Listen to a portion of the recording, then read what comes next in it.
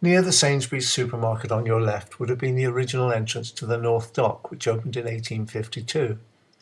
As the port of Swansea became ever busier with coal, copper and other trades, a bend in the river was converted into a floating dock, with gates to retain the water when the tide went out.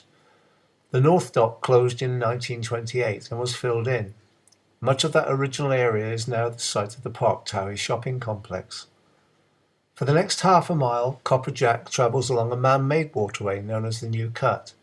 It was constructed in the early 1840s, taking 300 men, working with only hand tools, more than 3 years to excavate. This waterway reduced the time it took for vessels travelling beyond the docks to access the works further upstream. On the left bank, the supermarket car park is the site of the Weaver's Flour Mill.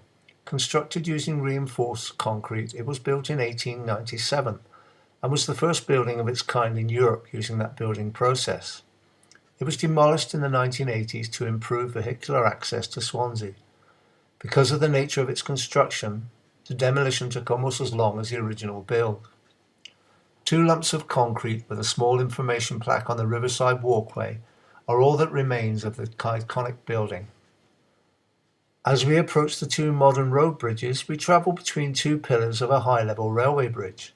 The centre span would open to allow high-masted sailing boats to travel upriver to the metallurgical sites that have developed along the riverbanks.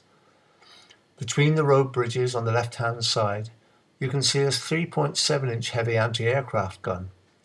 It was one of the guns sighted around Swansea during the war years, defending the town from air attacks.